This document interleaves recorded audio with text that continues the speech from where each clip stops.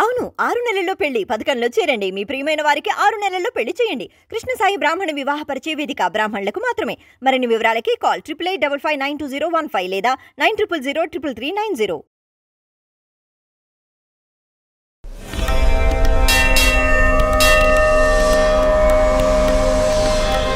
గురుగారు, మేము యాత్రలో వెళ్ళేటప్పుడు ఈ యొక్క అయ్యప్ప దీక్ష తీసుకుంటాం కదా, మరి వేరే దేవాలయాలకు కూడా వెళ్ళొచ్చు అంటే అదొక తీర్థయాత్ర. మీరు వెళ్ళేది అన్ని దర్శనాలు చేసుకోండి కాకపోతే శరణమయ్యప్ప.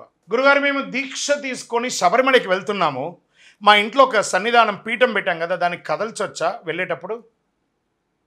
కొంతమంది కదులుస్తారు, కొంతమంది వెళ్ళి వచ్చిన తర్వాత కొబ్బరికాయ కొట్టి పూజ చేసి కదుపుతారు. తప్పు లేదు, దానివల్ల దోషం అంటూ ఏమీ లేదు. శరణమయ్యప్ప. ఏమండి, భార్య భర్తలు కలిపి దీక్షలో ఉండగా వ్రతాలు చేసుకోవచ్చా? సత్యనారాయణ వ్రతం కానీ కేదారి వ్రతం కానీ అంటే ఇక్కడ బాగా గుర్తుపెట్టుకోండి. సన్యాస దీక్ష తీసుకోవట్లేదు మీరు, బ్రహ్మచర్య దీక్ష తీసుకుంటున్నారు. కట్టుకున్న భార్య అనుమతి ఇస్తేనే మీరు అయ్యప్ప స్వామి దీక్ష తీసుకుంటున్నారు. అయ్యప్ప పడి పూజ అయినా మీరిద్దరు దంపతులు కూర్చొని పూజ చేయాలి. మీరు పూజ చేసినంత మాత్రం పక్కన కూర్చొని మాత్రం కరెంట్ టైం షాక్ కొట్టదు. మీరే కదా సంకల్పం తీసుకున్నారు దీక్ష తీసుకుంటారని. అన్ని పూజలు చేయాల్సిందే, ఖచ్చితంగా చేయాల్సిందే. శరణమయ్యప్ప.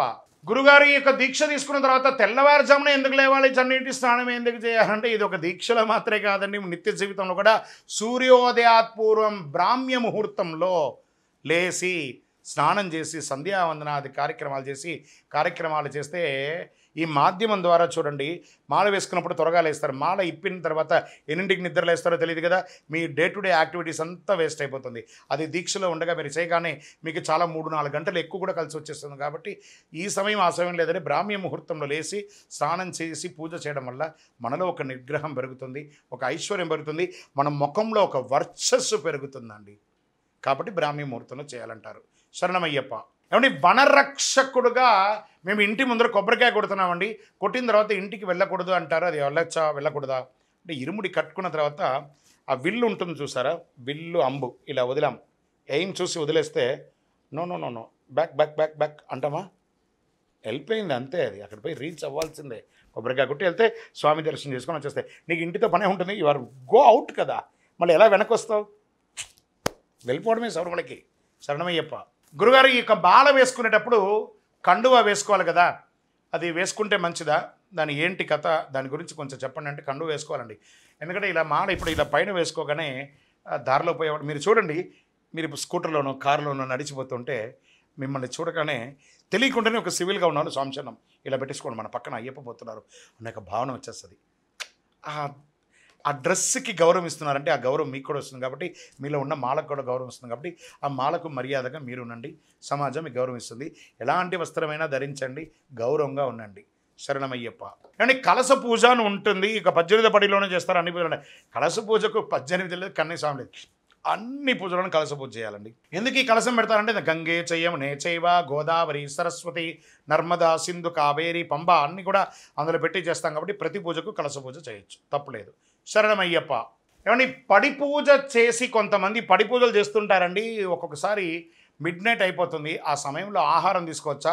మరుసటి రోజు అయిపోతుంది కదా, 12 అయిపోతే తీసుకోవచ్చా అంటే టిపికల్ క్వశ్చన్, టిపికల్ ఆన్సర్. బాగా గుర్తుపెట్టుకోండి. సివిల్గా ఉంటాం మనం అనుకోండి, సినిమాకి పోతాం, అర్ధరాత్రి వచ్చి తింటారా తినలేదా, లేదా థియేటర్లపై బకెట్ పాప్కార్న్ తింటావా లేదా, అప్పుడు అయిపోయింది.